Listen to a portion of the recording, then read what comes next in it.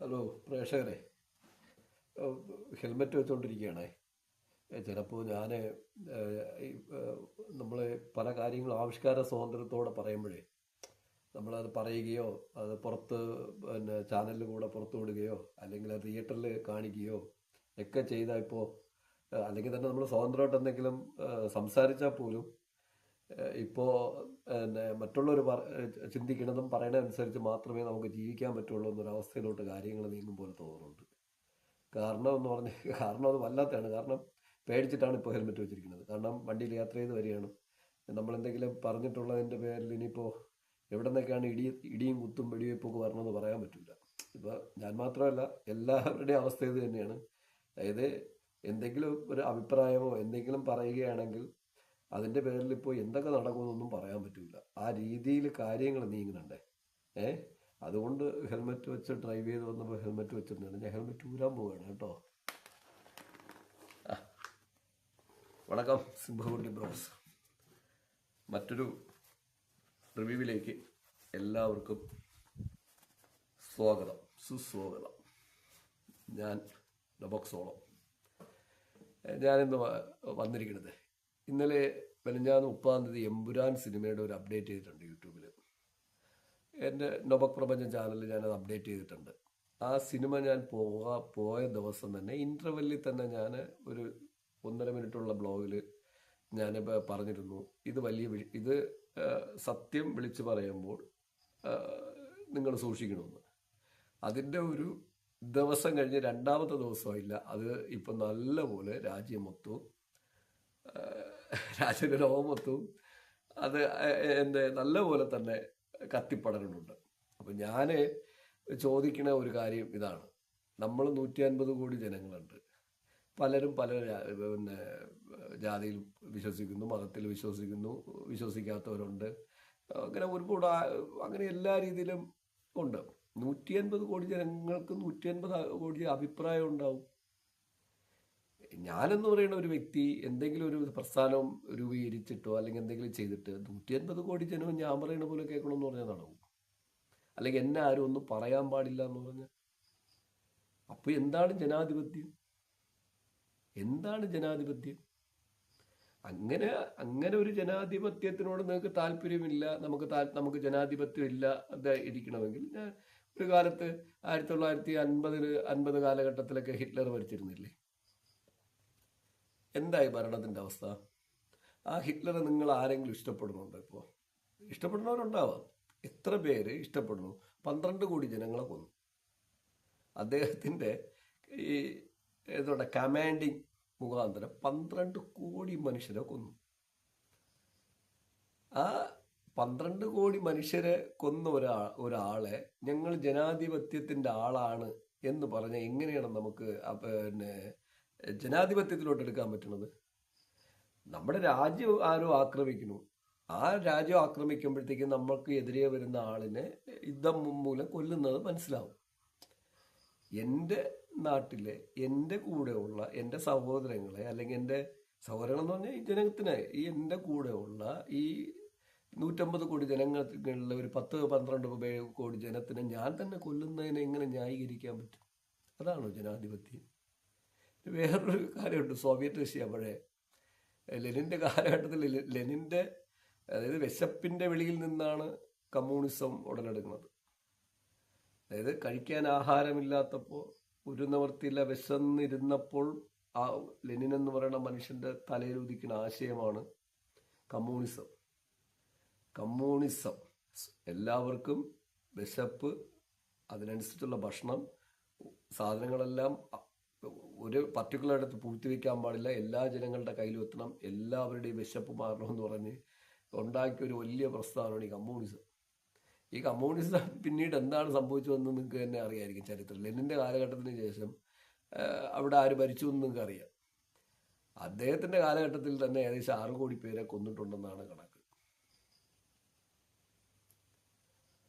എന്നിട്ട് അതിന് നമുക്ക് ജനാധിപത്യം എന്ന് പറയാൻ പറ്റും?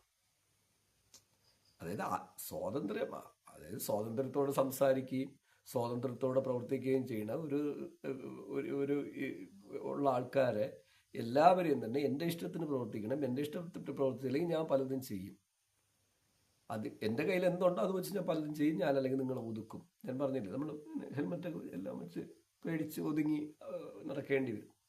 അതാണോ ജനാധിപത്യം? ഇത് ഞാൻ നിങ്ങളടുത്ത് പറയണത്, നിങ്ങളടുത്ത് ഞാൻ പ്രേക്ഷകരടുത്ത് പറയണത്, പ്രേക്ഷകരെ നമ്മൾ വന്ന വഴികളൊക്കെ തന്നെ ചരിത്രമാണ്. ചരിത്രത്തിനെ നമുക്ക് എങ്ങനെ തള്ളിക്കളയാൻ പറ്റും? ചരിത്രത്തെ എവിടെയെങ്കിലും തള്ളിക്കളയാൻ പറ്റുമോ? നിങ്ങളുടെ അച്ഛൻ്റെ അച്ഛൻ മരിച്ചു പോയിട്ടുണ്ടാവും. അത് നിങ്ങളുടെ കുടുംബത്തിൻ്റെ ഒരു ഹിസ്റ്ററി അല്ലേ? നിങ്ങളത് ആ കാലത്ത് നിങ്ങളുടെ അച്ഛൻ ചെയ്ത കാര്യങ്ങൾ പിന്നെ പ്രൂഫോടെ ഇരിക്കുമ്പോഴത്തേക്കും അതെങ്ങനെ അങ്ങനെ അല്ല എന്ന് പറയാൻ പറ്റും? അങ്ങനെ ആ ഒരു പ്രൂഫ് പുറത്തു കൊണ്ടുവരുമ്പോഴത്തേക്കും എനിക്ക് കൊണ്ടിട്ട് വല്ല കാര്യമുണ്ടോ? എൻ്റെ അച്ഛൻ്റെ എന്തോ പിന്നെ ജീവിച്ചിട്ടുണ്ട്, ചരിത്രമാണ്. ആ അച്ഛൻ ചെയ്ത പ്രവൃത്തികൾ ഹിസ്റ്ററി ആയിട്ട് എവിടെയെങ്കിലും ഇരിക്കണമെങ്കിൽ, എവിടെയെങ്കിലും പ്രൂഫോടെ ഇരിക്കണമെങ്കിൽ അതാരെങ്കിലും പുറത്തു കൊണ്ടുവന്നാൽ അത് ചരിത്രം തന്നെ. അത് ചരിത്രമല്ലേ, എന്ത് ചെയ്യാൻ പറ്റും? അത് ചെയ്യാൻ പറ്റില്ല എന്ന് എനിക്ക് പറയാൻ പറ്റൂ? അങ്ങനെ ഞാൻ പറഞ്ഞാൽ തന്നെ ഈ പറഞ്ഞ എൻ്റെ അപ്പൂപ്പൻ ഇല്ലാതാവൂ. ഞാൻ നിങ്ങളടുത്തോണ്ട് ചരിത്രത്തെ ഒന്നും നമുക്ക് ആർക്കും മാറ്റാനൊന്നും പറ്റില്ല. ചരിത്രം അതിൻ്റെ എല്ലാ ഏടവോടുകൂടി പ്രകൃതി സൂക്ഷിച്ചു വയ്ക്കും. അത് കാലാന്തരങ്ങളിൽ പുതിയ ആൾക്കാർ വരും, അവരതെടുത്തിട്ട് പുറത്തു കൊണ്ടുവരും. പുറത്തു കൊണ്ടുവരുമ്പോഴത്തേക്കും എനിക്ക് ബുദ്ധിമുട്ടുണ്ടാക്കും. അങ്ങനെ ബുദ്ധിമുട്ടുണ്ടാക്കാതിരിക്കണമെങ്കിൽ നമ്മൾ കൊലകൾ ചെയ്യരുത്, നമ്മൾ ആരെയും ദ്രോഹിക്കരുത്. അതാണ് ഞാൻ പറയുന്നത്. ജനാധിപത്യമാണെങ്കിൽ 150 കോടി ജനങ്ങൾക്കും അഭിപ്രായം പറയാനും പ്രവർത്തിക്കാനും ജാതി മത വർഗ വർണ്ണ വിവേചനമില്ലാതെ സുഖമായി ജീവിക്കാനുള്ള സംവിധാനം ഉണ്ടാവണം. അവർക്ക് വേണ്ട പ്രൊട്ടക്ഷൻ ഉണ്ടാവണം. അങ്ങനെ ജീവിക്കുമ്പോഴാണ് ആ രാജ്യം ഗ്രോത്ത് ആവണം. ജനാധിപത്യം എന്ന് പറയുന്ന വാക്കിന് അർത്ഥം ഉണ്ടാവണം. അതിന് പകരം നമ്മൾ എന്തൊക്കെയോ നമ്മളെ ഇഷ്ടത്തിന് എല്ലാവരും നമ്മളെ ഇഷ്ടത്തിനല്ലെങ്കിൽ അവരെ അങ്ങ് ഉന്മൂലനം ചെയ്യുക. അഥവാ ആരെങ്കിലും എതിരായിട്ട് പ്രവർത്തിച്ചു കഴിഞ്ഞാൽ പിന്നെ അവനെ കിട്ടുന്ന വഴിക്കൊക്കെ അടിക്കുക. ഇതിനൊക്കെ ശക്തമായി ഞാൻ പറയുന്നു, ഇതൊക്കെ നമ്മൾ ഉപേക്ഷിക്കേണ്ട കാലം കഴിഞ്ഞു. നിങ്ങൾക്കൊരു മതത്തിൽ വിശ്വാസം ഉണ്ടെങ്കിൽ അത് വിശ്വാസമായിട്ട് നിങ്ങൾ സൂക്ഷിക്കും. നിങ്ങൾക്ക് എന്തെങ്കിലും ജാതിസം ഉണ്ടെങ്കിൽ നിങ്ങളത് നിങ്ങളുടെ മനസ്സിൽ വെച്ച് അങ്ങ് പോകറ്റി വയ്ക്കൂ. നിങ്ങൾക്ക് വർണ്ണവിഭജനം ഉണ്ടെങ്കിൽ നിങ്ങൾ പോകറ്റി വയ്ക്കൂ. ചരിത്രത്തിനൊന്നും ആർക്കും മാറ്റി വരികയല്ല. നിങ്ങൾ എത്ര തന്നെ മോശമായിട്ട് നമ്മൾ ജാതിസവും വർണ്ണവിഭജനമൊക്കെ കാണിക്കും, അത് ചരിത്രമായിട്ട് ഇവിടെ വീണ്ടും ബാക്കി നിൽക്കും. കാലാന്തരങ്ങളിൽ നല്ല പിള്ളേർ വരും, നല്ല പിള്ളേർ വന്ന് എടുത്തങ്ങലക്കും. അതെങ്ങനെയായാലും വരും. അതൊക്കെ പിന്നെ ലോകത്ത് പ്രകൃതിയുടെ നിശ്ചയമാണ്. എന്തും പിൽക്കാലത്ത് പുറത്തു വരിക എന്നുള്ളത് പ്രകൃതി നിശ്ചയമാണ്. നിങ്ങൾ ഭൂമിക്ക് അടി കണ്ടിട്ടില്ലേ?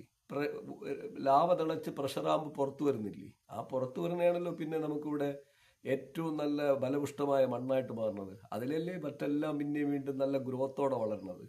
അത് പ്രകൃതി നിയമമാണ്. അത് പറ്റൂല എന്ന് പറഞ്ഞാൽ ഞാൻ അതാണ് പറഞ്ഞത്. ലൂസിഫർ എന്ന് പറയുന്ന സിനിമ ഇപ്പോഴത്തെ ഒരു സ്റ്റേജ് കണ്ടിട്ട് വീണ്ടും വന്നതാണ്. ആ പടത്തിനൊരു 17-18 കട്ട് പറയുന്നു, സെൻസർ ബോർഡ് വീണ്ടും കട്ട് ചെയ്യുമെന്ന് പറയുന്നു. അതിന് ഡയറക്ടർ സമ്മതിക്കുന്നു, പ്രൊഡ്യൂസർ സമ്മതിക്കുന്നു, ഇങ്ങനെയൊക്കെ പറയണു. ഒരു സിനിമ ഇത്രയും നല്ല രീതിയിൽ ചെയ്ത് വേൾഡ് വൈഡായിട്ട് ബിസിനസ് കൊണ്ടുവന്ന് ഗ്രോത്തോടെ വന്ന നിൽക്കുന്ന ഒരു സിനിമയെ സെൻസർ ബോർഡ് ഓൾറെഡി കട്ട് ചെയ്ത പടത്തിനെ ഒന്നാമത് ഈ സെൻസർ ബോർഡ് ആവശ്യമൊന്നുമില്ല. എന്തിനാണ് സെൻസർ ബോർഡ്? സെൻസർ ബോർഡ് ഇരിക്കണമെന്ന് പറഞ്ഞാൽ നമ്മുടെ രാജ്യദ്രോഹപരമായിട്ട് എന്തെങ്കിലും കാര്യങ്ങൾ ചെയ്യണമെങ്കിൽ അതിനെയൊക്കെയാണ് കട്ട് ചെയ്യാനുള്ളത്. മറ്റ് കാര്യങ്ങളൊക്കെ ചരിത്രത്തെയൊക്കെ കട്ട് ചെയ്യാൻ കരുതി ആരാണ് ഈ സെൻസർ ബോർഡിന് അധികാരം കൊടുത്തത്? അല്ലെങ്കിൽ ആ സെൻസർ ബോർഡിൽ ആർക്കാണ് നോളജ് ഇരിക്കുന്നത്? ഏതോ രാഷ്ട്രീയക്കാരുടെ പിണിയാളന്മാരാണ് സെൻസർ ബോർഡിൽ ഇരിക്കുന്നത്. എന്തെങ്കിലും നോളജ് ഉണ്ടോ?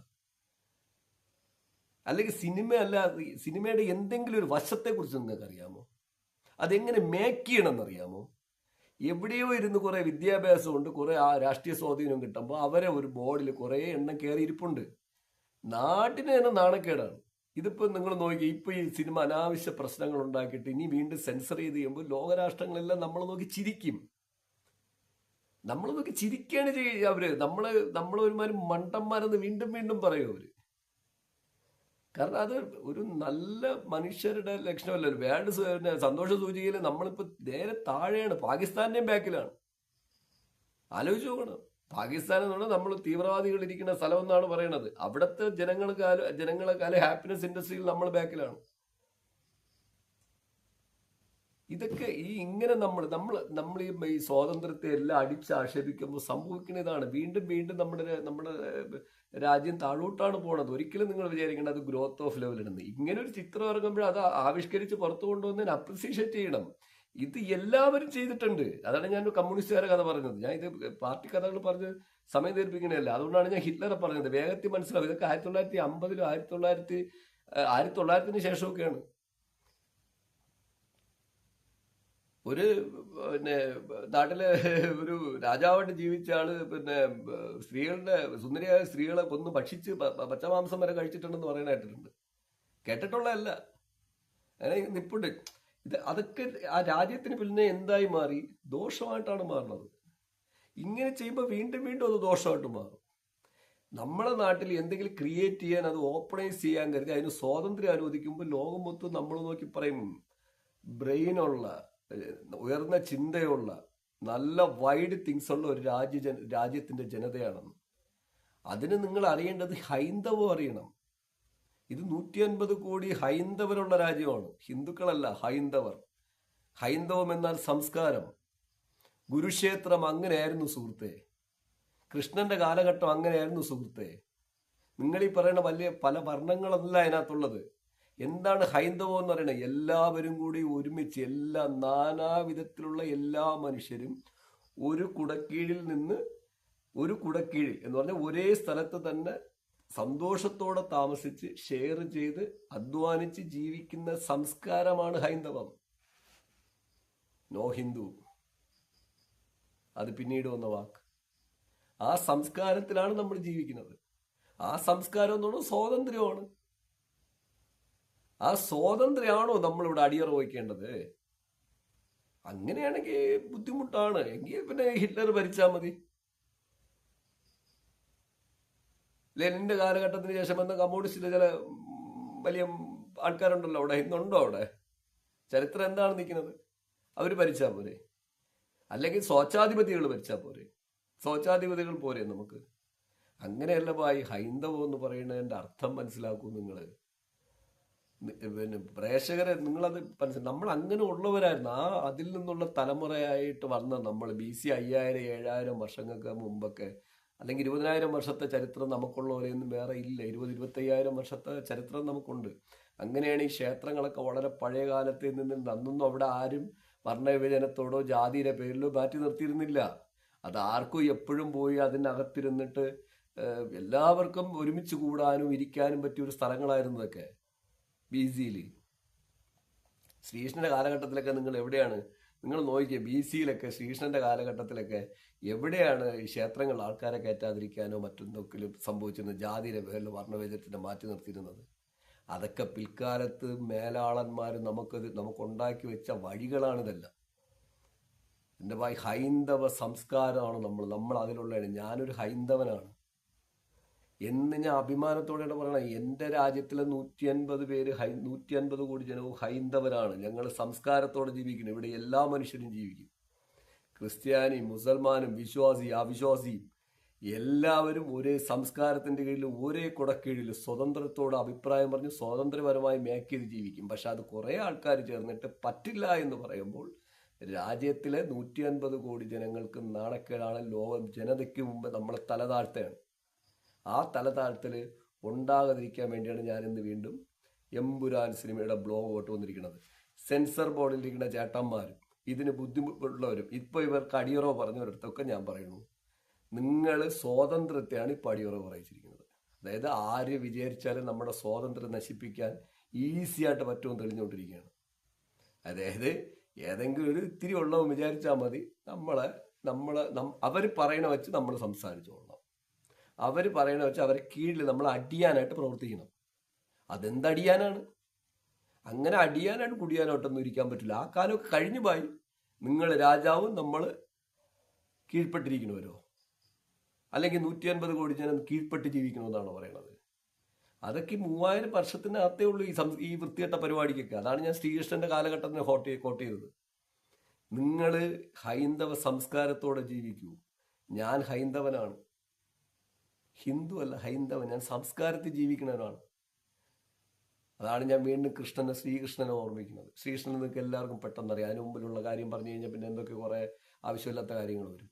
നിങ്ങൾ പ്രിയ പ്രേക്ഷകരെ, ഞാൻ നിങ്ങളുടെ അടുത്ത് പറയണു, നമ്മുടെ സ്വാതന്ത്ര്യം ചിലരുടെ കയ്യിൽ കളിപ്പാവകളായി മാറുന്ന സ്റ്റേജിലോട്ട് പൊയ്ക്കൊണ്ടിരിക്കുകയാണ്. ഇപ്പോഴല്ലേ എല്ലാവരും ഉണ്ട്, ഏത് പാർട്ടി ആര് ഭരിച്ചാലും ആ പരിപാടി. അതുകൊണ്ടാണ് ഞാൻ കമ്മ്യൂണിസ്റ്റിന്റെ കോട്ട് ചെയ്ത് വിട്ടത്.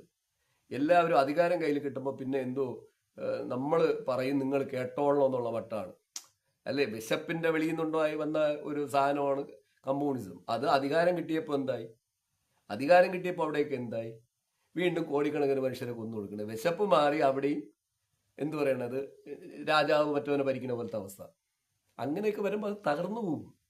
അതൊന്നും അധികം കാലം നിൽക്കില്ല. 50 വർഷം 100 വർഷം അതേ അതിന് ആയുസുള്ളൂ. എല്ലാം കാലചക്രം പിന്നെ മായ്ച്ചു കളയും. പകരം ആൾ വന്നുകൊണ്ടിരിക്കും, ചോദ്യം ചെയ്യാൻ ആൾ വരും, ചോദിച്ചു കൊണ്ടിരിക്കും.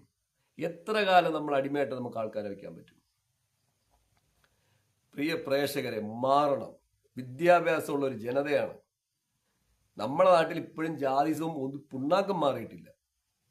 ഈ കേരളത്തിനകത്ത് എല്ലായിടത്തും ഉണ്ട് സാർവമയം. പുറമെ എല്ലാവരും പറയുമെങ്കിലും അവരവരുടേതായ ആവശ്യങ്ങളും അവരവരുടേതായ വീട്ടിലെ ആവശ്യങ്ങൾ വരുമ്പോൾ അത് തന്നെയുണ്ട്. ഞാൻ അതാണ് ചോദിക്കുന്നത്. ഒരു ഹിന്ദു പയ്യൻ, അല്ല വേണ്ട, ഹിന്ദുക്കളിൽ തന്നെ ഒരു ബ്രാഹ്മണൻ ഒരു ശൂദ്രന്റെ കുട്ടിയെ പിന്നെ ലവ് ചെയ്താൽ നിങ്ങൾ കെട്ടിച്ചു കൊടുക്കും. ക്രിസ്ത്യാനിറ്റിയിൽ തന്നെ റോമൻ കാത്തലിക് ഉള്ള ഒരു പൊസിഷനുള്ള, അല്ലെങ്കിൽ മലങ്കര സഭയുടെ ലെവലിൽ നിൽക്കുന്ന ആള് ഏറ്റവും താഴത്തെ സഭയെ പെന്തക്കോസോ രണ്ടാം മിഷനോ CSA സഭ ഇതിലുള്ളവർ തമ്മിൽ ലിംഗായ കെട്ടിച്ചു കൊടുക്കും. ഇപ്പോഴൊക്കെ ചെറുതായിട്ട് ചിലപ്പോൾ സമ്മതിക്കും പേടിച്ച്. യഥാർത്ഥത്തിൽ ആ ഇൻസൈഡുകളിലൊക്കെ വിഷയമാണ്.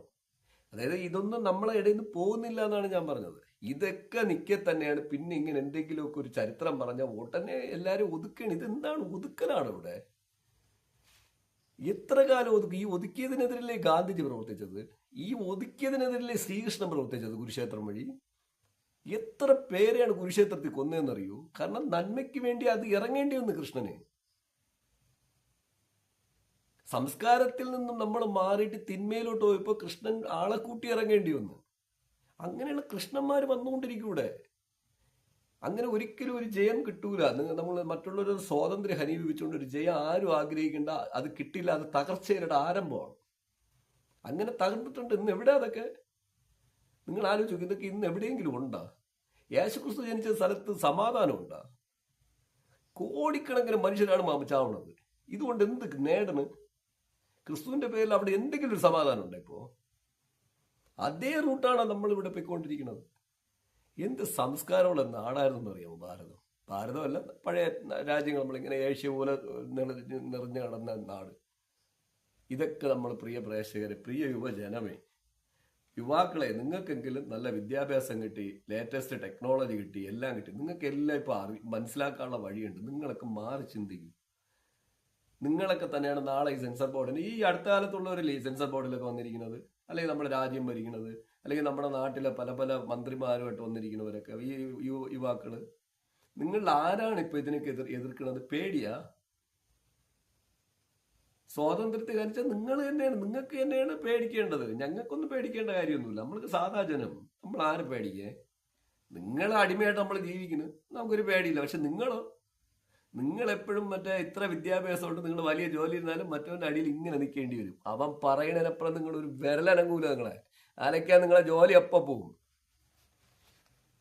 നിങ്ങളെ ട്രാപ്പ് ചെയ്യും. ഞങ്ങളെന്നും ട്രാപ്പ് ചെയ്യാൻ ഒന്നുമില്ല ഭായി. ആ ട്രാപ്പിൽ വീഴുകയുമില്ല. ഞാനതുകൊണ്ട് പ്രിയ പ്രേക്ഷകരുടെ അടുത്ത് ഓർമ്മിപ്പിക്കുകയാണ്. കാരണം ഇത്തരം പരിപാടികളെ ഞാൻ നഖശികാന്ത് എതിർക്കുന്നു. പിന്നെ എമ്പുരാൻ സിനിമയെ പോലെ ഒരു സിനിമയൊക്കെ, എമ്പുരാന്നല്ല, ഇന്ത്യയിൽ അടങ്ങുന്ന എല്ലാ ചിത്രങ്ങളും പിന്നെ ബിസിനസ്സിന് വേണ്ടി ചെയ്യണതാണ്. വലിയ ബിസിനസ് കോട്ടിങ്ങിലുണ്ട്. നമ്മുടെ നാട്ടിൻ്റെ ഇതാണ് ഒരു സിനിമയാണ് നമ്മുടെ ആവിഷ്കാര സ്വാതന്ത്ര്യത്തെ യഥാർത്ഥത്തിൽ പ്രൊജക്ട് ചെയ്ത് തിരിച്ചു ലോകത്തെ കാണിക്കുന്നത്. അതിനുള്ള മേക്കിംഗ് അവകാശമൊക്കെ എല്ലാവർക്കും ഉണ്ട്. അതൊന്നും നമ്മൾ ആരെയോ പറഞ്ഞെന്ന് പറഞ്ഞിട്ട് വേദനിക്കുന്നുവെങ്കിൽ ആ വേദന ഞാൻ പറഞ്ഞില്ലേ, നേരത്തെ പറഞ്ഞ പോലെ തന്നെ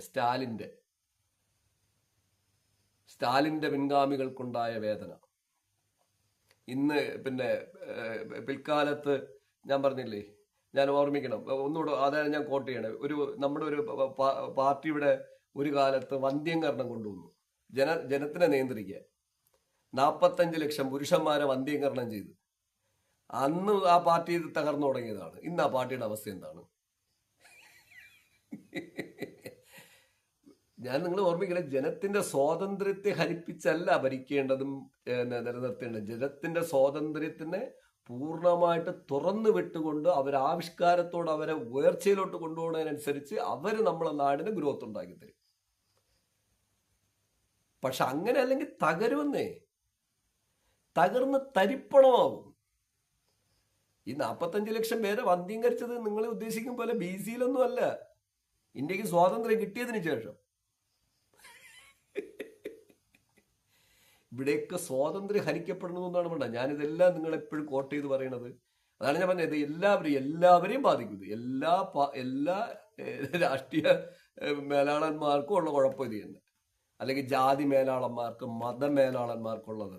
ഉള്ളവർക്ക് ഇതൊരു സ്വതന്ത്ര രാജ്യമാണ്. ഇവിടെ എല്ലാവർക്കും തുല്യ അവകാശം തന്നെയാണ്.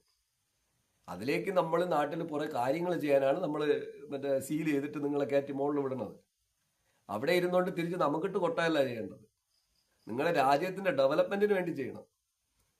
ജനങ്ങളെ കൂടുതൽ സ്വാതന്ത്ര്യത്തോടെ വർക്ക് ചെയ്യാനുള്ള പ്രേരണ കൊടുത്തുകൊണ്ടിരിക്കണം. അപ്പോഴേ രാജ്യം ഗ്രോത്ത് വരും. അല്ലെങ്കിൽ 65% ജനങ്ങൾ ഇപ്പോഴും ദരിദ്രരായിട്ട് കിടക്കുകയാണ്. എന്നിട്ട് പിന്നെ നമ്മൾ ലോക്ക് ചെയ്യണതാ? ഒന്നും നടക്കൂല. ലോക്ക് ചെയ്താൽ തിരിച്ച് പറയും ഞാൻ കൃഷ്ണന്മാർ വരും, ഇഷ്ടം പോലെ 100 കണക്കിന് കൃഷ്ണന്മാർ വരും. ഈ പോക്കാണെങ്കിൽ 100 കണക്കിന് വളരെ വേഗം വരും. അപ്പൊ എൻ്റെ പ്രിയ പ്രേക്ഷകരെ, ഞാൻ വീണ്ടും പറയണം, ഇത്തരം പരിപാടികളൊക്കെ ഒരു കാരണവശാലും നല്ലതല്ല. ഞാൻ അതിനെ ശക്തമായി എതിർക്കുന്നു. ശക്തമായെന്ന് പറഞ്ഞാൽ ശക്തമായി. പേടിച്ചിട്ടൊക്കെ പലരും മാപ്പ് പറയുകയോ എഴുതി കൊടുക്കുകയൊക്കെ ചെയ്യട്ടെ, അത് അവരെ ബിസിനസിന്റെ കാര്യം. പക്ഷെ ഇത്തരം പരിപാടികൾ ആര് ചെയ്താലും ഞാൻ എതിർക്കുന്നു. അതിന്റെ കോട്ടിങ്ങിന്റെ വളരെ വേഗം മനസ്സിലാവുന്ന കോട്ടിങ്ങാണ് ഞാൻ പറഞ്ഞത്. ഇനി ഞാൻ ഈ ആവിഷ്കാര സ്വാതന്ത്ര്യത്തെക്കുറിച്ച്, ഈ സ്വാതന്ത്ര്യത്തെ ഖണ്ഡിക്കാൻ എന്ന് തുടങ്ങിയത് നിങ്ങൾ മനസ്സിലാക്കണം. അത് നിങ്ങൾ നോക്കിയാൽ മതി. അതായത് ഞാൻ അതിന് 2 ചരിത്രങ്ങളൊന്നും ഇവിടെ കോട്ട് ചെയ്യാണ്. 2 ചരിത്രം തന്നെയാണ് കോട്ട് ചെയ്യണത്. സംശയമാണെങ്കിൽ നമുക്ക് ഗൂഗിളിൽ പോവാം. കൃത്യമായിട്ട് ചരിത്രം തന്നെയാണ് ഞാൻ കോട്ട് ചെയ്യണത്. ഒന്ന്, ക്രിസ്ത്യാനിറ്റിയുടെ ചരിത്രം. അതായത് ക്രിസ്ത്യാനിറ്റി സ്റ്റാർട്ട് ചെയ്യണ എവിടെ നിന്നാണെന്ന് ഒന്ന് നോക്കണം. ഇസ്രായേലിലെ ജനത അടിമത്തത്തിൽ നിന്ന് പറയുമ്പോൾ അടിമത്തം എന്തെന്നാണ് ഞാൻ ചോദിക്കുന്നത്. അടിമത്തത്തിൽ നിന്ന് അപ്പോൾ ഏതോ കുറെ രാജാക്കന്മാർ ചേർന്ന് കുറെ ജനതയെ അവന്റെ കാൽ കീഴിൽ അവന്റെ സൗകര്യത്തിന് ഭരിച്ചുകൊണ്ടിരുന്നു. അതായത് അടിമപ്പണി ചെയ്യിച്ചുകൊണ്ടിരുന്നു, അല്ലെങ്കിൽ അടിമത്തം ചെയ്യിച്ചുകൊണ്ടിരുന്നു. അടിമത്തത്തിൽ നിന്ന് മോചിപ്പിക്കാൻ കരുതി അവിടെ ഒരാള് എനർജറ്റിക് ആയിട്ട് വരികയാണ്. മനുഷ്യൻ തന്നെയാണ് കേട്ടോ. അവരെ ദൈവികത കൊടുത്തിരിക്കുന്നതാണ്. അത് അയാളുടെ പ്രവൃത്തിയാണ് ദൈവികത. അതായത് മോശയുടെ കാലഘട്ടം. അതായത് ഇസ്രായേലിനെ അടിമത്തത്തിൽ നിന്നും മോചിപ്പിച്ചു. അദ്ദേഹം പ്രവാചകനാണ്. ഇസ്ലാം മതത്തിൽ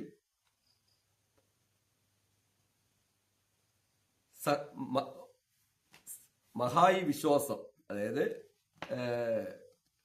ജൂതർ ഈജിപ്തിൽ നിന്നും അടിമത്തത്തിൽ നിന്ന് മോചിപ്പിച്ച് വാക്തത്വ നാടായ കാനാനിലേക്ക് ഇവർ യാത്ര ചെയ്യുകയാണ്.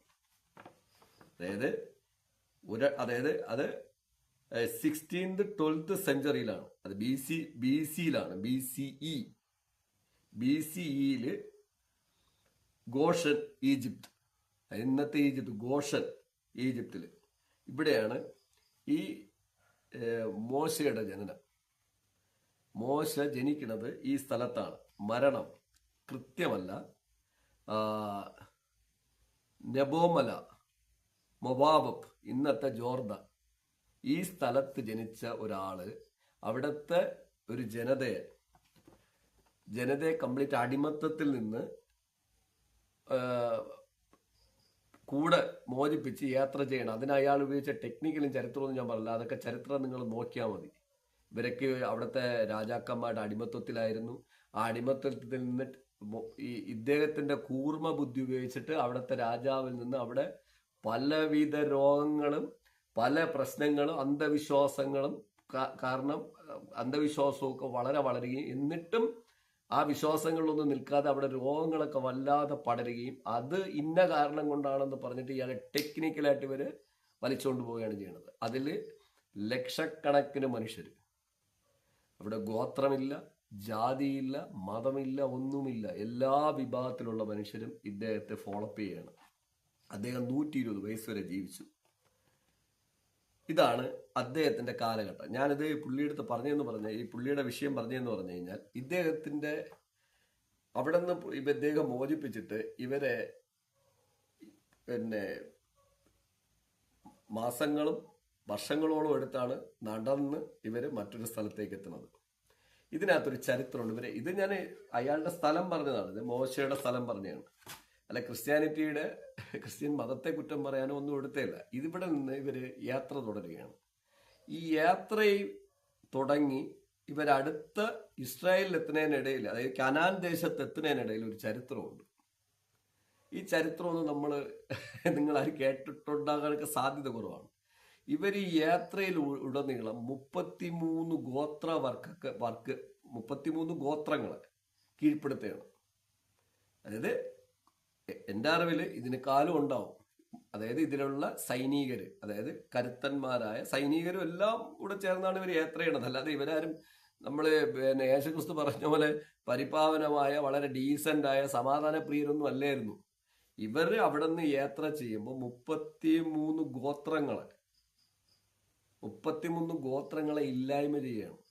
എന്താണ് ഇല്ലായ്മ? കൊന്നൊടുക്കുകയാണ്.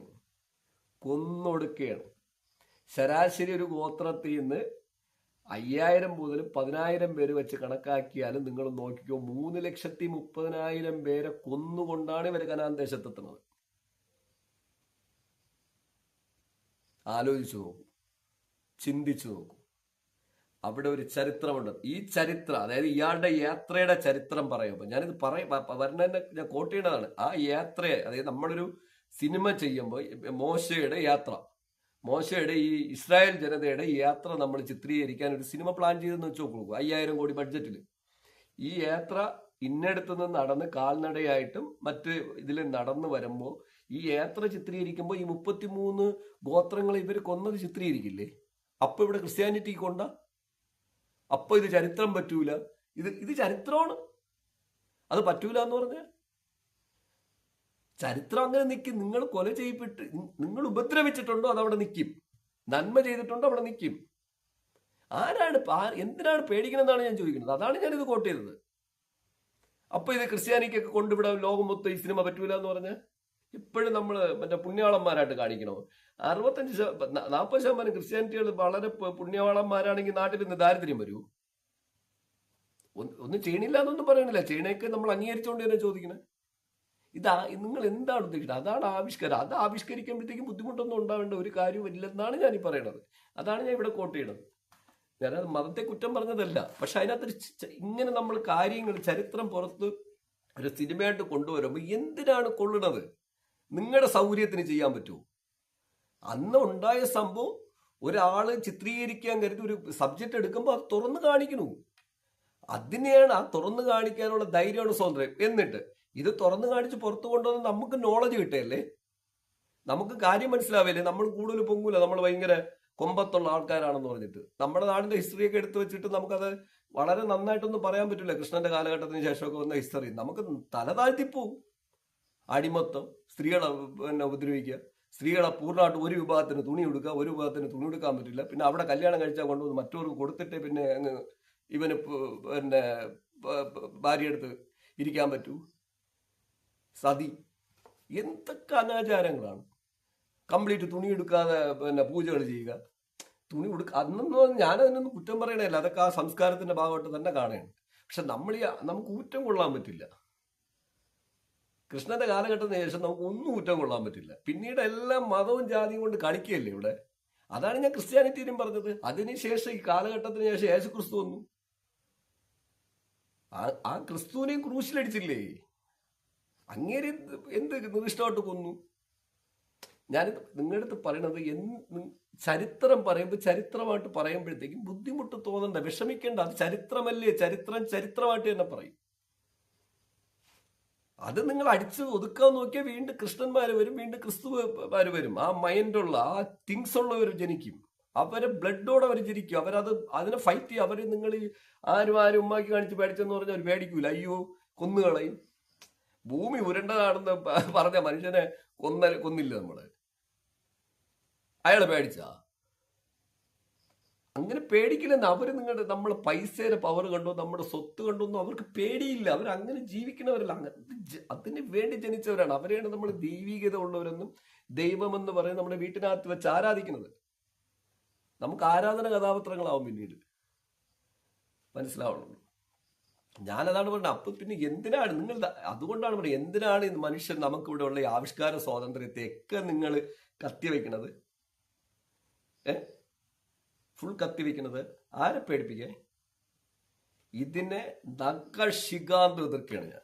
അത് ഞാൻ കോട്ട് ചെയ്ത് തന്നെയാണ് പറയുന്നത്. അതായത് നല്ല രീതിയിൽ ഇതിനെ കോട്ട് ചെയ്ത് തന്നെയാണ് പറയുന്നത്. അതുകൊണ്ടാണ് ഞാനിപ്പോ ഈ സബ്ജക്റ്റ് എടുത്തത്, അതായത് മോശയുടെ സബ്ജക്റ്റ് എടുത്തത്. ഇനി കഴിഞ്ഞില്ല. ഇനി എൻ്റെ പ്രിയ പ്രേക്ഷകരെ, നല്ല ലെങ്തുള്ള വീഡിയോ ആയിരിക്കും.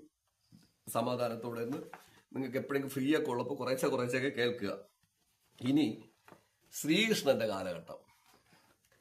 ശ്രീകൃഷ്ണന്റെ കാലഘട്ടം എന്ന് പറയുന്നത് ദശാവതാരത്തില് 8ാമത്തെ ജനനമാണ് പുള്ളിയുടേത്. അതായത് മഹാവിഷ്ണുവിന്റെ നേരിട്ടുള്ള അവതാരമാണ് നമ്മുടെ ശ്രീകൃഷ്ണൻ. ഈ ശ്രീകൃഷ്ണന്റെ കാലഘട്ടമൊക്കെ ഉള്ളതാണ് കേട്ടോ.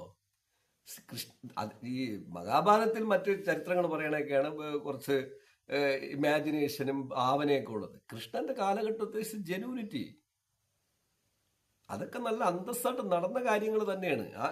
നടന്ന കാര്യമാണ്. അതൊന്ന് ഞാൻ ഓർമ്മിച്ചെന്നുള്ളേ ഉള്ളൂ. അദ്ദേഹം യുദ്ധക്കളത്തിൽ നിന്നിട്ട് ഭഗവത്ഗീത അർജുനന് പകർന്നു നൽകി. അതായത് നന്മ നിലനിർത്താൻ കരുതി സ്വന്തം ബ്ലഡ് റിലേഷൻസ് ആയാലും മറ്റാരായാലും ലക്ഷക്കണക്കിന് ആൾക്കാർ ഫ്രണ്ടിൽ നോക്കട്ടെ, രണ്ടുപേര് തമ്മിൽ യുദ്ധം ചെയ്യുമ്പോൾ എല്ലാം അവരവർ സഹോദരങ്ങളും ബന്ധുക്കളും ഒക്കെ തമ്മിൽ തന്നെയാണ് യുദ്ധം ചെയ്യുന്നത്. അങ്ങനെ നിന്ന് ശങ്കിച്ചു നിന്ന അർജുനെ ആദ്യമായിട്ട് സൈക്കോളജിക്കലി മാറ്റി. ഫസ്റ്റ് സൈക്കോളജിസ്റ്റ് എന്ന് തന്നെ പറയാം. അദ്ദേഹത്തിന് കൃത്യമായി കാര്യങ്ങൾ പറഞ്ഞ് മനസ്സിലാക്കിയിട്ട് ആ വാറിലോട്ട് നീങ്ങുകയാണ്. നിങ്ങൾക്ക് മനസ്സിലാവണുണ്ടോ? നന്മ നിൽക്കാൻ കരുതി ഫൈറ്റ് പരമാവധി പറഞ്ഞു നോക്കുന്നു, എല്ലാം ചെയ്യണു. ഈ എത്ര തന്നെ ആയാലും ഇതുപോലെ നമ്മൾ ആവിഷ്കാര സ്വാതന്ത്ര്യത്തെ എല്ലാം അടിച്ചമർത്താൻ ഒരു ടീം തയ്യാറായിരിക്കുന്നു. ആ ടീമിനടുത്ത് പറയണു, നിങ്ങൾ മറക്കൂ, എല്ലാവർക്കും ജീവിക്കാൻ അവകാശമുണ്ട്, അവർക്ക് കുറച്ച് കയറിക്കിടക്കാനെങ്കിലും ഇടം കൊടുക്കൂ. അപ്പോഴൊക്കെ പറയണു, ഒരു കാലുകുത്ത ഇടം തരൂല, അവരെ ഞങ്ങൾ ഒതുക്കുമെന്ന് പറഞ്ഞ എന്താവും? ഫൈറ്റിംഗ്, വാറ് നടക്കും. ആ വാർ ആർക്കും ഗുണം ചെയ്യില്ല. ഞാനിത് അവസാനം നിങ്ങളടുത്ത് കോട്ട് ചെയ്ത് ആ വാർ എല്ലാവരെയും നശിപ്പിക്കും. അങ്ങനെ ആദ്യത്തെ സൈക്കോളജിക്കലി വെൽ പ്രിപ്പയർഡ് ഗോഡ് എന്ന് പറയാം. നിങ്ങളെ കണക്കിലെ ഗോഡ്, അല്ലെങ്കിൽ നമ്മുടെ ആണെങ്കിലും ഗോഡ് തന്നെ, അങ്ങനെ തന്നെ ആയപ്പുള്ളി നിർത്തട്ടെ. അദ്ദേഹത്തിന് ചരിത്രം പറഞ്ഞ് വന്ന വഴി അത്രയും പറഞ്ഞിട്ടേ എനിക്ക് അതിൽ കോട്ട് ചെയ്യാൻ പറ്റുള്ളൂ. ആദിനാരായണൻ, ആദി വിരാട പുരുഷൻ, നാമധേയൻ, ജീവിത പങ്കാളി രാധ, രുക്മിണി, സത്യഭാമ, ജാമ്പവതി, കാളിന്തി, മിത്രവിന്ദ, പിന്നെ 16,000 പത്നിമാർ, കാരുണ്യം, ആർദ്രത, സ്നേഹം എന്നിവയുടെ ദൈവനാണ്. നിങ്ങൾ കമ്പയർ നോക്കിയേ. AD 2000 യേശുക്രിസ്തു ഇതിന്റെ ആളാണ്. ഇനി താഴോട്ട് പോയിക്കേ, പുള്ളിക്ക് അടി പിടി ബഹളം ഒന്നും ഒരു താല്പര്യമുള്ള മനുഷ്യരല്ല. കാരുണ്യം, ആർദ്രത, സ്നേഹം, ഫുൾ എന്റർടൈൻമെന്റിന്റെ ആളായിരുന്നു. എല്ലാവരും സന്തോഷിപ്പിക്കുക, എപ്പോഴും ചിരിക്കുക, ആരെയും ഉപദ്രവിക്കാതിരിക്കുക, എല്ലാവരെയും കോട്ട് ചെയ്ത് ഹാപ്പിയാക്കി കൊണ്ടുപോകുന്ന ഒരാളായിരുന്നു. ജനനം മധുര സുരേസ, അതായത് ഇന്നത്തെ UP ഉത്തർപ്രദേശിലാണ് ജനനം. ഇനി മുൻഗാമി രാമ, പിൻഗാമി ബുദ്ധ. ജനനം BC 3228. ഞാൻ ഈ എമ്പുരാൻ സിനിമ കണ്ടുകൊണ്ടിരിക്കുമ്പോൾ ആ പടത്തില് ഈ പ്രശ്നമുണ്ടാകും, അത് വലിയ വിഷയത്തിലോട്ട് നിങ്ങളെ പൃഥ്വിരാജിനെയൊക്കെ കൊണ്ടെത്തിക്കുമെന്നും ഞാൻ മുൻകൂട്ടി കോട്ട് ചെയ്തപ്പോഴും ഞാൻ ഈ ശ്രീകൃഷ്ണന്റെ കാര്യം, ജനന കാര്യം അവിടെ പറഞ്ഞിട്ടുണ്ട്, ക്രിസ്തുവിന്റെ കാര്യവും പറഞ്ഞിട്ടുണ്ട്. ഏത് കാലഘട്ടം, എന്താണ് വിഷയം, പിന്നെ വരാൻ പോണത് BC, അത് ജൂലൈ, അത് കറക്റ്റായിരിക്കില്ല, അവർ ഏകദേശം ഇതാണ് 1900 ജൂലൈ 19/20 ആ ഒരു ടൈമിലാണ് പുള്ളിയുടെ ജനനം. ആയുസ് 125 വർഷം ജീവിച്ചു. വേട്ടക്കാരനാൽ വധിക്കപ്പെട്ടു. ആലോചിച്ച് നോക്കണം, അവിടെയും ഈശ്വരൻ വധിക്കപ്പെടുകയാണ്. കുരുക്ഷേത്രത്തില് നിന്ന് ഫയർ ചെയ്ത് എല്ലാവരെയും കയ്യിലെടുത്ത് നിന്ന ആളും വധിക്കപ്പെടുകയാണ്. നമ്മുടെ ദൈവിക നിലയിൽ പറഞ്ഞ ശരീരം വിട്ടുകൊടുത്തു, അയാൾ അടുത്ത രൂപം പ്രാപിച്ചു പോയി. നമ്മുടെ ഒരു ഹിന്ദു മെത്തോളജിക്കൽ പ്രകാരം, ഹിന്ദു മെത്തോളജിക്കൽ പ്രകാരം അങ്ങനെ പറയാം. യേശു ക്രിസ്തുവിന് അവർക്ക് വേണ്ടി മരിക്കാൻ കരുതി നിന്ന് കെടുത്തിട്ട് എസ്കേപ്പായി പിന്നെ പോയി ബോഡിയോടെ. ഇവരും അങ്ങനെ തന്നെയാണ്, ഇവരെല്ലാവരും ബോഡിയോടെ എസ്കേപ്പായവരാണ്. അപ്പോൾ അതിന്റെ മറ്റു കാര്യങ്ങളൊന്നും ഞാൻ പറയില്ല. പിന്നെ ഇതെല്ലാം ഞാൻ നിങ്ങളുടെ പറഞ്ഞു വരേണ്ടതിന്റെ ഞാനത് എടുത്തു പറയുകയാണ്. ഇനിയാണ് രസം. 3-ാം വയസ്സിൽ പൂതന ശകദാസു ത്രിനിവർത്ത രാക്ഷസന്മാരെ വധിച്ചു. ഞാൻ എഴുതി വെച്ച് വായിക്കണേ, കണ്ടെത്തില്ല. 3 രാക്ഷസന്മാരെ 3-ാമത്തെ വയസ്സിൽ മരിക്കുകയാണ്. അതായത് ജനിച്ച് കുട്ടി നടക്കാൻ പറ്റുന്നതിന് മുമ്പേ തന്നെ 3 പേരെ കൊന്നിട്ടുണ്ട് സ്റ്റാർട്ടിങ്ങിൽ. ഇനി കഴിഞ്ഞില്ല, വരാം. 3 വയസ്സിൽ 6 വയസ്സ് വരെ വൃന്ദാവനി നിങ്ങി അഗാസുരനെയും വധിച്ചു. വീണ്ടും ഒരു 3 കൊലപാതകം. നമ്മളെ നാട്ടിലെ ആലോചിച്ച് നോക്കിയാൽ, ഞാനത് കോട്ട് ചെയ്ത് കൊണ്ടുവരികയാണ്. അടുത്ത് 7 വയസ്സ് മുതൽ 10 വയസ്സ് വരെ ബലരാമന്റെ സഹോദരങ്ങളെ മുസ്കൻ കംസൻ വീണ്ടും വധിക്കുകയാണ്. 3, 5, 6, 10 പേര് അദ്ദേഹത്തിന്റെ സഹോദരങ്ങൾ ആരെങ്കിലും. എനിക്കിതൊക്കെ ഞാൻ പറഞ്ഞില്ലേ, ഇതൊക്കെ നമ്മളിങ്ങനെ കോട്ട് ചെയ്ത് വരണപ്പോൾ നിങ്ങൾ മനസ്സിലാക്കും, ഇതൊക്കെ നിങ്ങൾ അറിയേണ്ട കാര്യങ്ങളാണ്. ഇതെല്ലാം ഈ നമ്മൾ ആവിഷ്കാര സ്വാതന്ത്ര്യമായിട്ട് പറയുമ്പോൾ ഇതൊന്നും എടുത്ത് മാറ്റാൻ പറ്റില്ല. ചരിത്രമായി നിൽക്കുന്ന കാര്യമാണ് ഞാൻ പറയുന്നത്. ഇതിനെയൊക്കെ എടുത്ത് മാറ്റാൻ പറ്റുമോ? ഈ കൊച്ചിലെ കൃഷ്ണൻ 3 പേരെ കൊന്നു, അടുത്ത 10 വയസ്സിനകത്ത് വീണ്ടും 8 പേരെ കൊന്നു എന്ന് പറയുന്ന ഈ ഖണ്ഡിക മാറ്റാൻ പറ്റൂ? അത് കൊലപാതകമല്ലേ? കൊലപാതകം എന്ന് പറഞ്ഞാൽ നമ്മുടെ അതായത് അത് നന്മയോടുകൂടി കാണുമ്പോഴത്തേക്ക് അതൊരു വിഷയമല്ല എന്നാണ് പറയുന്നത്. ഞാൻ അതാണ് പറഞ്ഞത്, അതിനെ കോട്ട് ചെയ്ത് കൊണ്ടുവരാൻ. ഞാൻ 10 വയസ്സ് മുതൽ 28 വയസ്സ് വരെ അദ്ദേഹം പഠനത്തിലായിരുന്നു. അത് പല മഹർഷിമാരുടെ കീഴിൽ പഠനത്തിലായിരുന്നു. ആ സമയത്ത് ആരെയും വധിച്ചതായിട്ട് പറയപ്പെടുന്നില്ല. ഉണ്ടായിരിക്കാം ചരിത്രങ്ങൾ, ഇനിയും വരാൻ കിടക്കണേ ഉള്ളൂ പലയിടത്തുനിന്ന്. കാരണം വെള്ളത്തിനടി കിടക്കാനായിട്ട് എപ്പോഴും പല സാധനങ്ങളും. അതൊക്കെ ഇനിയിപ്പോൾ കണ്ടെടുത്ത് വരുമ്പോഴത്തേക്കും ചരിത്രം അടിയിൽ ഓലയോടെ കിട്ടും. 28 വയസ്സിൽ 83 വയസ്സ് വരെ 7 വിവാഹം. നരകാസുരന്റെ രാജ്യത്തിൽ നിന്ന് 16,100 രാജകുമാരിമാരെ രക്ഷിച്ചു. അപ്പൊ മനസ്സിലാക്കി നോക്കൂ, എവിടെയോ ഒരു വിഷയത്തില് പെട്ടുകിടന്ന ആൾക്കാരെ, അതായത് ഞാൻ ഓരോ ചരിത്രങ്ങൾ ഇങ്ങനെ കോട്ട് ചെയ്താൽ മതി. അവിടെ നിന്ന് 16,000 പേരെ 16,100 പേരെ ശ്രീകൃഷ്ണൻ രക്ഷിച്ചുകൊണ്ട് വരികയാണ്. നല്ല ടൈം ആയപ്പോ ഏകദേശം 28 വയസ്സ്, അതിനും 83 വയസ്സിനിടയിൽ. എല്ലാം അടിമത്തത്തിൽ നിന്നുള്ള മോചനമാണെന്ന് ഓർമ്മിക്കണം. നമ്മൾ എവിടെയാണോ അടിമയാക്കി വെക്കുന്നത്, എവിടെയാണോ നമ്മൾ റെസ്ട്രിക്ഷൻ വയ്ക്കുന്നത്, അവിടെ മോചിപ്പിക്കാൻ ആൾ വരുമെന്നാണ് ഞാൻ നിങ്ങളടുത്ത് പറയുന്നത്. ചരിത്രമായി നിൽക്കും. അതെടുത്ത് കോട്ട് ചെയ്ത് പറയുമ്പോഴത്തേക്കും, ഒരു സിനിമ ചെയ്യുമ്പോഴത്തേക്കും അല്ലെങ്കിൽ മറ്റൊരു വിഭാഗം ചെയ്യുമ്പോൾ എന്ത് വേദനിക്കണമെന്നേ?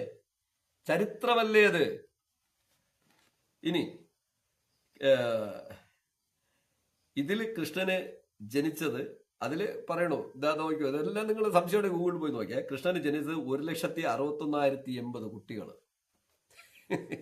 ശ്രീകൃഷ്ണന് 1,61,080 കുട്ടികൾ ജനിച്ചെന്ന് പറഞ്ഞാൽ നിങ്ങൾ വിശ്വസിക്കുമോ? ചരിത്രം അങ്ങനെ മഹാഭാരതം ചിത്രീകരിക്കുക അല്ലെങ്കിൽ മറ്റു കാര്യങ്ങളൊക്കെ ചിത്രീകരിക്കുമ്പോൾ ഇങ്ങനെ അല്ലാന്ന് നിങ്ങൾക്ക് പറയാൻ പറ്റുമോ? അതാണ് ഞാൻ പറഞ്ഞത്, ഹൈന്ദവ സംസ്കാരം ഉള്ളവരായിരുന്നു നമ്മൾ. എല്ലാം അംഗീകരിച്ച് എല്ലാം മനസ്സിലാക്കി ജീവിച്ച ഒരു ജനതയാണ്. ആ ജനതയാണ് വഴിതെറ്റിപ്പോയത്, ഇപ്പോൾ വഴിതെറ്റി പോയിക്കൊണ്ടിരിക്കുന്നത്. ഈ 1,61,80,000 കുട്ടികൾ എൻ്റെ അറിവിലാണെങ്കിൽ അത് ശ്രീകൃഷ്ണന്റെ കുട്ടികളല്ല. അത് നമ്മൾ കേൾക്കും, അത് എഴുതിയിരിക്കുന്നതാണ്. അതായത് കൃഷ്ണൻ ഈ രാജ്ഞിമാരെ രക്ഷിച്ചു കൊണ്ടുവന്നിട്ട് പ്രകൃതിയിൽ, എൻ്റെ അറിവ് ശരിയാണെങ്കിൽ ആവണമെന്നില്ല, ഞാൻ വായിച്ചിട്ടുണ്ട്, ഈ പിന്നെ ദുഷ്ടശക്തികളുടെ എണ്ണം കുറയ്ക്കാൻ കരുതി കൃഷ്ണൻ ഈ സ്ത്രീകളിലെല്ലാം വളരെ മിടുക്കരായ, അതായത് പോസിറ്റീവ് മൈൻഡുള്ള ആൾക്കാരുമായി വിവാഹം കഴിപ്പിക്കുകയും അതിൽ നിന്ന് വളരെ നന്മയുടെ കുട്ടികൾ ജനിപ്പിക്കുകയും ചെയ്തു എന്നാണ് ഞാൻ വായിച്ച് കോട്ട് ചെയ്ത് വിട്ടിട്ടുള്ളത്. അത് കൃഷ്ണന് എല്ലാത്തിലും ഇവർക്ക് ഹസ്ബൻഡുമാരെ ഉണ്ടാക്കാൻ കരുതി കൃഷ്ണൻ പുല്ലാങ്കുഴത്തിൽ ഊതി 16,100 രാഗങ്ങൾ ആലപിക്കുകയും ചെയ്തു. അതിൽ കൂടി ആകൃഷ്ടരായാണ് ഈ സ്ത്രീകൾ ഇതിലോട്ട് പോവുകയും അതിൽ നിന്ന് നല്ല എനർജറ്റിക് കുട്ടികൾ ജനിച്ചു എന്നാണ് എൻ്റെ അറിവ്. അപ്പൊ അവിടെയും കൃഷ്ണൻ എന്താണ് ഉദ്ദേശം നിങ്ങൾ മനസ്സിലായോ? ഒരിടത്ത് നശിച്ചു കിടന്ന ജനതയെ അല്ലെങ്കിൽ പിടിച്ചു കെട്ടി വെച്ചിരുന്ന ജനതയെ കൊണ്ടുവന്നിട്ട് അവരെ നന്മയിലേക്ക് നയിക്കുകയാണ് ചെയ്യുന്നത്. അങ്ങനെയൊക്കെ ചരിത്രം കിടക്കുന്ന സ്ഥലത്ത് നിങ്ങൾ എന്താണ് ഈ സ്വാതന്ത്ര്യത്തെ കുറിച്ച് പറയുന്നത്? ഇതെല്ലാം സ്വാതന്ത്ര്യം ചെയ്തിരിക്കുകയാണ് ശ്രീകൃഷ്ണൻ. നിങ്ങളൊന്നും മനസ്സിലാക്കുന്നേ. എവിടെയാണ് നിങ്ങൾക്ക് പേടിക്കുന്നത്? നിങ്ങൾ എന്തിനാണ് ഈ അനാവശ്യ ആചാരങ്ങളുടെ പേരിലോ അനാവശ്യ കാര്യങ്ങളുടെ പേരിൽ ജനത്തിനെ പേടിപ്പിക്കുന്നത്? അത്രയും സംസ്കാരമുള്ള നാടാണിത്.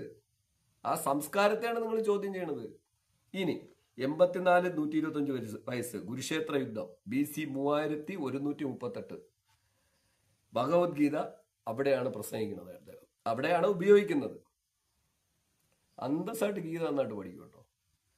ഇതെല്ലാം ഞാൻ കോട്ട് ചെയ്യണം. 125 വയസ്സിൽ BC 3102 ഫെബ്രുവരിക്ക് ശരീരം ഉപേക്ഷിച്ചു. അതായത് കൊല ചെയ്യപ്പെട്ടു. വേടനാൽ നമ്മളെ നോർമൽ പറഞ്ഞാൽ കൊല ചെയ്യപ്പെട്ടു. നന്മ ചെയ്ത മനുഷ്യനെയും കൊന്നു. നമ്മളെ ടെക്നിക്കലായിട്ട് പറയാം അദ്ദേഹം ദൈവമായിട്ട് ശരീരം ഉപേക്ഷിച്ച് അടുത്ത അവതാരത്തിൽ പോയെന്ന് അംഗീകരിച്ചു. അപ്പോഴാ അദ്ദേഹം ഇതിനിടയിൽ ചെയ്ത കാര്യങ്ങൾ അടിച്ചമർത്തുകയല്ലല്ലോ ചെയ്തേ. അടിച്ചമർത്തലാണോ? ഈ കോട്ടയിൽ എവിടെയെങ്കിലും ശ്രീകൃഷ്ണൻ ആരെ അടിച്ചമർത്തി? ഒരാളെ അടിച്ചമർത്തിയിട്ടില്ല. ഇനി കൃഷ്ണൻ കൊന്നത് ആരെയൊക്കെ നോക്കണം. നല്ല ടൈമിൽ അവതരിപ്പിച്ചിട്ട് തിന്മയുടെ ആൾക്കാരെ എല്ലാം കൃഷ്ണൻ വധിക്കുകയാണ്. ഒരു ജനത്തിനെയും കൊന്നിട്ടില്ല. നിവർത്തികേട് കൊണ്ടാണ് കുരുക്ഷേത്ര യുദ്ധം സംഭവിച്ചത്. ഇത് നിങ്ങൾ കോട്ട് ചെയ്തു. ഇനി ഞാൻ വരുന്നുണ്ട്, കഴിഞ്ഞില്ല. ഇനിയാണ് കുരുക്ഷേത്ര യുദ്ധത്തിലോട്ട് പോകുന്നത്. കുരുക്ഷേത്ര യുദ്ധം നിങ്ങൾ പ്രിയ പ്രേക്ഷകരെ നല്ലൊന്ന് വൃത്തിക്ക് മനസ്സിലാക്കൂ. ഞാനിത് നിങ്ങളുടെ ആവിഷ്കാരം, നമ്മുടെ സ്വാതന്ത്ര്യത്തിന്റെ വില മനസ്സിലാവേണ്ടതുണ്ട്. BC 6000-നും 3000-നും ഇടയിലാണ് ഈ സംഭവം. സ്ഥലം കുരുക്ഷേത്ര, ഇന്നത്തെ ഹരിയാനയിലാണ് ചരിത്രം കുരുക്ഷേത്ര യുദ്ധത്തിന് നടക്കുന്നത്. അതില് എത്ര പേര് മരിച്ചു, എത്ര ജീവികൾ കൊല ചെയ്യപ്പെട്ടു, അത് ഞാൻ നിങ്ങൾക്ക് എണ്ണി ഇപ്പോൾ കാണിച്ചു തരാം. അതായത് 2 കാറ്റഗറി തിരിച്ചിട്ടുണ്ടത്. അസുരവംശവും ഇപ്പുറത്തെ വംശവും, 2 വംശങ്ങൾ. അതായത് കൃഷ്ണന്റെ ഇവരുടെ എതിരും അപ്പുറത്തുള്ളവരും. അതായത് കൗരവപ്പടയും നമ്മളെ അസുരവംശവും ദേവവംശവും എന്ന് പറയും പോലെ കൗരവപ്പടയും പാണ്ഡവപ്പടയും. അക്ഷൗഹിണികൾ എന്ന് പാണ്ഡവപ്പടയും അക്ഷൗണികൾ എന്ന് പാണ്ഡവപ്പടയും അക്ഷൗണികൾ എന്ന് കൗരവപ്പടയും അറിയപ്പെട്ടു. അതില് എത്ര ആന ഉപയോഗിച്ചോ നോക്കണം. ഇന്ന് നമുക്ക് ഒരു ജീവിയെ പോലും കൊല്ലാൻ പറ്റില്ല. 1,53,990 ആനകൾ ഉപയോഗിച്ചു. അതായത് ആനയുടെ പുറത്ത് വെപ്പൺസ് ഒക്കെ വച്ചിട്ട് 1,53,990 ആനകൾ ഈ യുദ്ധത്തില് പാണ്ഡവരുടെ സൈഡിൽ നിന്നുണ്ടായിരുന്നു. രഥം 1,53,990. അതായത് ആനയ്ക്കൊപ്പം തന്നെ മുകളിലിരിക്കുന്ന അത്, പിന്നെ രഥം. കുതിര 4,59,270. ഇതൊരു ഒരു കണക്കാണ്. അതിനകത്ത് മെത്തോളജിക്കലുണ്ട്. ഇത്ര വെച്ചെന്നിട്ട് അത് കറണ്ട് കാൽക്കുലേഷൻ ആണിത്. കാലാൾ 7,65,450 പേര്. കാലാൾ എന്ന് പറഞ്ഞാലാണ് നടന്ന് യുദ്ധം ചെയ്യണവര്. 7,65,450. ഇത് ഇവരുടെ കയ്യിലുണ്ടായിരുന്ന സൈന്യമാണ്. ഇത് പോയിട്ട് 15,30,900 സൈന്യം വേറെ ഇവരയിൽ വന്നു ചേർന്നിട്ടുണ്ട്. പല രാജാക്കന്മാരുടെ കൂടെ സപ്പോർട്ടിന്. ഇത് പാണ്ഡവരുടെ കയ്യിലുണ്ടായിരുന്നു. ഇനി കൗരവരുടെ സൈഡില് ക്ഷൗണികളിൽ നിന്ന് അക്ഷൗണികളിലേക്ക് ആന 2,40,570. അതായത് മറ്റവരെക്കാളും ഇരട്ടി. രഥം 2,40,570. കണ്ടല്ലോ, കോട്ട് ചെയ്ത അതേ രീതി. കുതിര 7,21,710. അതിന്റെ ഇരട്ടിയിലിരട്ടി. കാലാൾപ്പട 12,02,850. ഇനി വന്നു ചേർന്ന സൈന്യം 24,05,700. ഇനി ഇതില് ഈ വിഷയങ്ങളെല്ലാം ഇവർ യുദ്ധം ചെയ്യുകയാണ്. എന്ത് ഫയറിംഗ് ആയിരിക്കും, എന്ത് ആദ്യത്തെ വേൾഡ് വാർ എന്ന് പറയേണ്ടി വരും. ഫസ്റ്റ് വേൾഡ് വാർ എന്ന് പറയേണ്ടി വരും. കൗരവവർഷത്തും പാണ്ഡവർഷത്തും നടന്ന ഈ കുരുക്ഷേത്ര യുദ്ധ ഹരിയാനയിൽ ഫസ്റ്റ് വേൾഡ് വാർ എന്ന് തന്നെ ഞാനിതിനെ പറയും. അങ്ങനെ യുദ്ധം കഴിഞ്ഞിട്ട് അവശേഷിച്ചവരാണ് നമ്മൾ നോക്കേണ്ടത്. ഇനി അവശേഷിച്ചവരെ ഞാൻ വായിക്കാം. പിന്നെ ആ യുദ്ധം കഴിഞ്ഞ് ജീവിച്ചവര് കൗരവരുടെ സൈഡിൽ നിന്ന് 8 പേരാണ്. പഞ്ചപാണ്ഡവരും, കൃഷ്ണൻ, സത്യകി, യുൽസു. പാണ്ഡവരുടെ സൈഡിൽ നിന്ന് ജീവിച്ചത്. ഇനി കൗരവരുടെ സൈഡിൽ നിന്ന് ജീവിച്ചത് നോക്കണം. അശ്വത്ഥാത്മാവ്,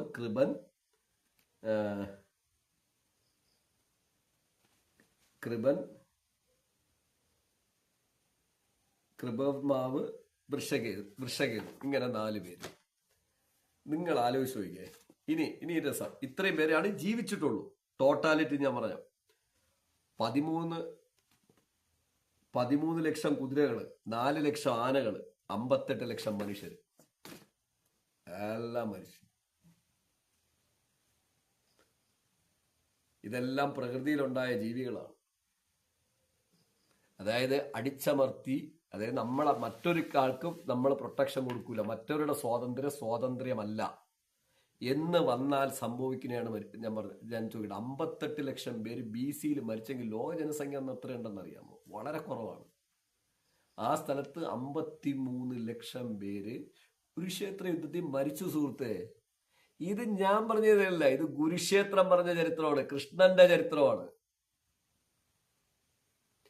അങ്ങനെ അതിനു മുൻപ് സ്വാതന്ത്ര്യത്തെ ഖനീഭവിച്ചപ്പോൾ ശ്രീകൃഷ്ണൻ അവതരിച്ച് യുദ്ധത്തിൽ നിർബന്ധപൂർവ്വം നിങ്ങൾ യുദ്ധം ചെയ്തേ പറ്റൂ, ഞങ്ങൾ അടിച്ചമർത്തും എന്ന് പറഞ്ഞപ്പോൾ പുള്ളി ഓപ്പോസിറ്റ് ആളെയും കൊണ്ടുവച്ച് അടിച്ച് യുദ്ധം ചെയ്തപ്പോൾ എന്തുണ്ടായി? 2 വശത്തുനിന്ന് നന്മ ജയിച്ചു എന്ന് തന്നെ വച്ചോളൂ.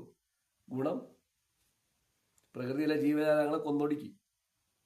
ഇനി ലക്ഷക്കണക്കിന് നിരപരാധികളായ മനുഷ്യർ മരിച്ചു. അന്ന് സ്ത്രീകൾ യുദ്ധത്തിൽ പങ്കെടുക്കുന്നത് കുറവാണ്. അപ്പൊ എത്ര ലക്ഷം കുടുംബങ്ങൾ അനാഥമായി. അടിച്ചമർത്തുമ്പോൾ സംഭവിക്കുന്ന കാര്യമാണ് ഞാൻ പറയുന്നത്.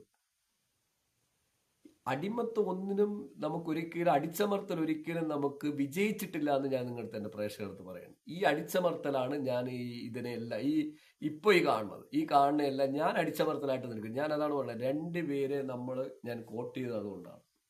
ഇനി വേറെ മുഹമ്മദ് നബിക്ക് കോട്ട് ചെയ്യേണ്ട കാര്യമുണ്ട്. ആവശ്യമാണെങ്കിൽ കോട്ട് ചെയ്യുക. വളരെ എളുപ്പം മനസ്സിലാവുന്നത് ഇതാണ്, ഇവർ 2 പേരാണ്. കാരണം നമ്മളോട്ട് ഏറ്റവും വേഗത്തിൽ കോട്ട് ചെയ്യാൻ പറ്റിയ 2 പേരായിരുന്നു ജീസസ് ക്രൈസ്റ്റും പിന്നെ ശ്രീകൃഷ്ണനും. ഏകദേശം ഇതേ ക്യാരക്ടറാണ് ജീസസ് ക്രൈസ്റ്റിന്. പിന്നെ മുഹമ്മദ് നബി ഒരു രാജാവായിരുന്നു. അദ്ദേഹത്തിന്റെ ഹിസ്റ്ററി അങ്ങനെ അവിടെ നിൽക്കട്ടെ. ഇങ്ങോട്ട് വന്നിട്ടുള്ള മറ്റു കാര്യമില്ല. ഞാൻ അതൊന്നും ഇങ്ങോട്ട് എടുത്ത ആരും ഇതിലൊന്നും ഒരു മതത്തെയല്ല ഞാൻ പറഞ്ഞത്, മനസ്സിലായോ? എവിടെയൊക്കെ നിങ്ങൾ ദൈവങ്ങൾ സൃഷ്ടിക്കപ്പെട്ട് പുറത്തു വന്നിട്ടുണ്ടോ അത് എങ്ങനെ വന്നു എന്നാണ് ഞാൻ നിങ്ങളടുത്ത് പറയുന്നത്. അടിമത്വം ഒരിക്കലും നമ്മൾ അടിച്ചമർത്തൽ, അനാവശ്യ അടിച്ചമർത്തൽ, സ്വാതന്ത്ര്യത്തെ അടിച്ചമർത്തുന്നത് പോസിറ്റീവ് ആവില്ല, അത് വലിയ നെഗറ്റീവിൽ കൊണ്ടുവിടും. അപ്പോ ചരിത്രം എങ്ങനെ നിങ്ങൾ വർക്കൗട്ട് ചെയ്ത് അതിനിവിടെ തെളിവായിട്ട് നിൽപ്പുണ്ടെങ്കിൽ അത് പിൻതലമുറ വരികയും അവരതിന് പുറത്തു കൊണ്ടുവരികയും ചെയ്യും. അതിന് നമ്മൾ കുറെ ആചാരങ്ങൾ പിന്നീട് ഉണ്ടാക്കി വെച്ചിട്ട് അതിന്റെ പേരിൽ കിടന്ന് വ്യാപനാതിപ്പെട്ടിട്ട് കാര്യം തോന്നുന്നു. അതുകൊണ്ട് പ്രിയ പ്രേക്ഷകരെ, ഇത്തരം പരിപാടികളെ ശക്തമായിട്ട് ഞാൻ എന്നെ പോലുള്ളവര് എതിർക്കുകയാണ്. ഞാനതുകൊണ്ടാണ് പറയണത്, നമ്മൾ ഹൈന്ദവരാണെന്നേ. എല്ലാ സംസ്കാരവും ഒരുമിച്ച് ജീവിച്ച മനുഷ്യര് എന്ത് അന്തസ്സോടെ നിങ്ങൾ കൃഷ്ണനെ കണ്ടുപഠിക്കുക, ശ്രീകൃഷ്ണനെ കണ്ടുപഠിക്കുന്നതാണ് ഞാൻ പറയണത്. ഇല്ലെങ്കിൽ കുരുക്ഷേത്രം ഉണ്ടാവും. കംപ്ലീറ്റ് പ്രശ്നങ്ങളൊക്കെ ഇങ്ങനെയൊക്കെ പോയി എല്ലാം നശിക്കുമ്പോഴത്തേക്ക് നിങ്ങൾ മനസ്സിലാക്കണം ഹിറ്റ്ലർ എങ്ങനെ മരിച്ചെന്ന്. ലാസ്റ്റ് നമ്മുടെ എന്ത് പറ്റി, സഖ്യസേന കംപ്ലീറ്റ് അവനെ അടിക്കാൻ പോയി. അയാളെ കയ്യിലിരിപ്പ് അങ്ങ് ഏറ്റവും മോശമായി തുടങ്ങിയപ്പോ എന്ത് പറഞ്ഞു, ജനങ്ങളെ കൊല്ലുക, സ്ഥിരം പരിപാടി, അവരെ സ്വേച്ഛാധിപത്യം. അപ്പൊ അവര് വേറൊരു ടീം വരും. ആളടിച്ചു കയറി. എന്ത് സംഭവിച്ചു? കോടിക്കണക്കിന് മനുഷ്യർ ചത്ത്. അയാളെ സാധന പ്രശ്നമാക്കി. സ്വച്ഛാധിപത്യം ഒരിക്കലും തന്നെ നമുക്ക് ഒരു ഗുണവും ചെയ്യില്ലെന്നാണ് ഞാൻ പറയുന്നത്. അതിനൊന്നും കൂട്ടു നിൽക്കാനും പറ്റില്ല. ഇനി കൃഷ്ണന്മാരുണ്ടാകും, ഇങ്ങനെ വന്നുകൊണ്ടിരിക്കും.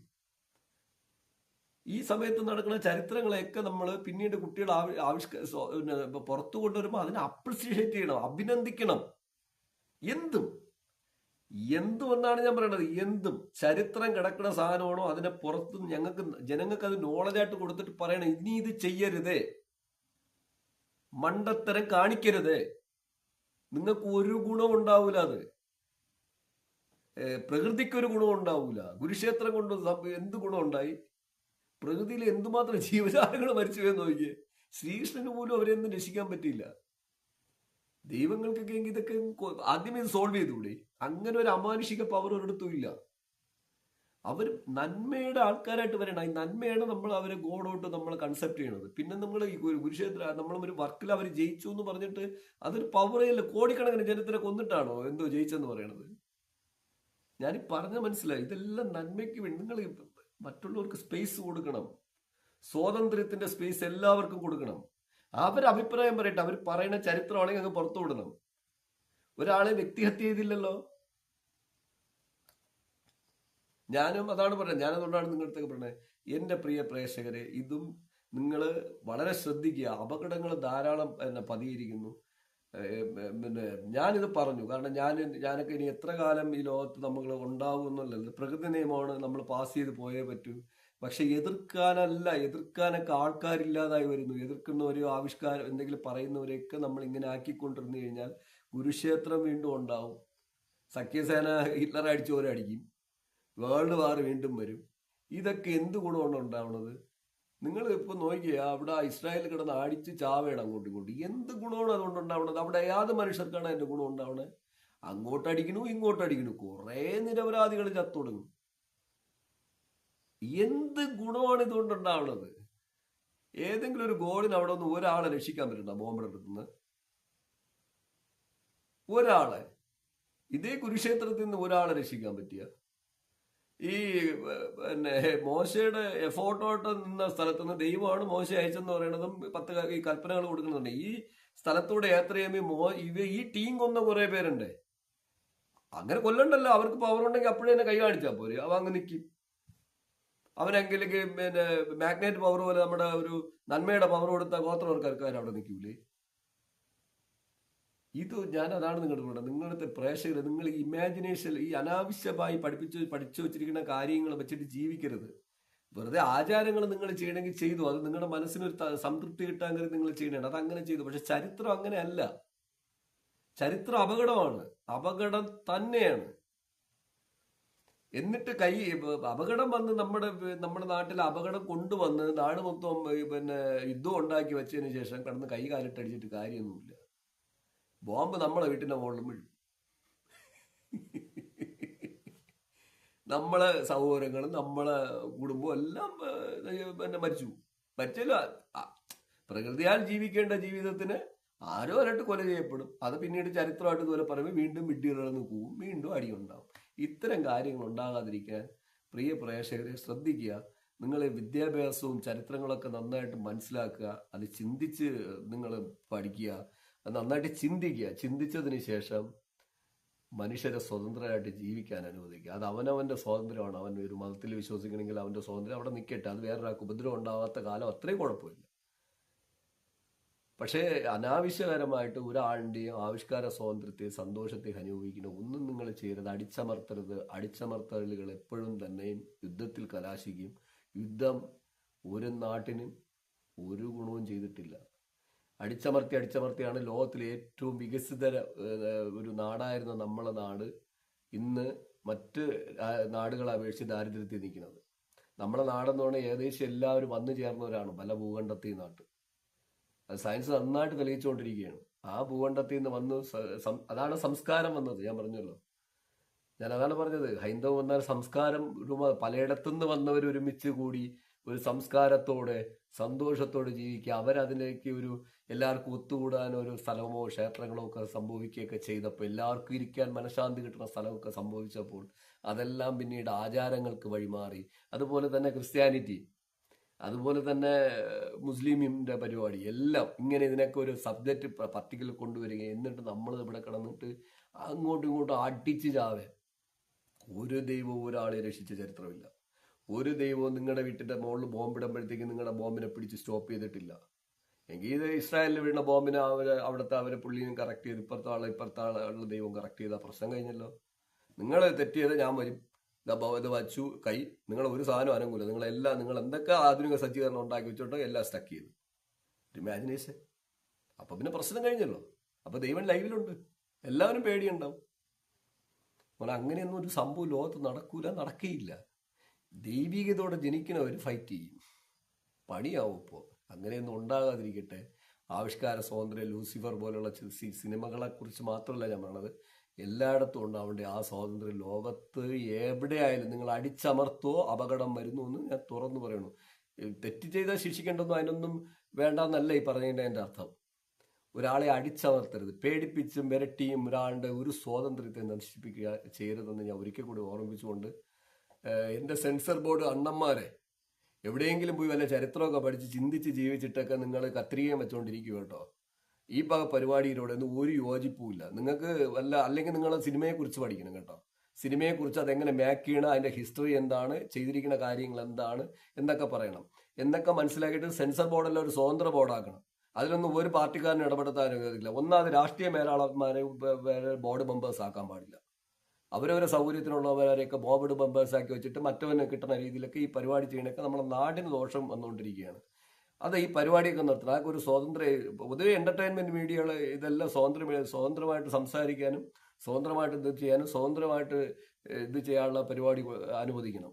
അല്ലെങ്കിൽ അത് ദോഷമായിട്ട് മാറും. നമുക്ക് സൗകര്യത്തിനുള്ളവരല്ല സെൻസർഷിപ്പിൽ ഇരിക്കേണ്ടത്.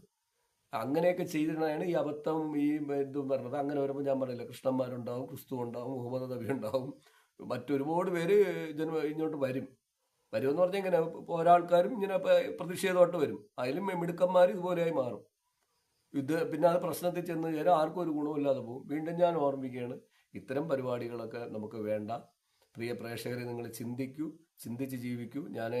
നിങ്ങൾക്കിത് കേട്ടാൽ മനസ്സിലാവും ആയാലും നിങ്ങൾ വീണ്ടും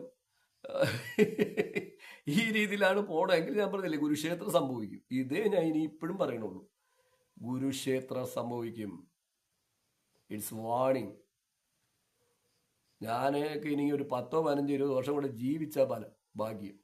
പക്ഷെ എൻ്റെ അടുത്ത തലമുറയിലോ അതിൻ്റെ അടുത്ത തലമുറയ്ക്കകത്ത് അടുത്ത 50 വർഷത്തിനകത്ത് ഇവിടെ കുരുക്ഷേത്ര യുദ്ധം വീണ്ടും ഉണ്ടാവും. കുരുക്ഷേത്രം സംഭവിക്കുമെന്ന് പറഞ്ഞാൽ സംഭവിക്കും. തെളിവോടെ ഞാൻ പറഞ്ഞു കഴിഞ്ഞു.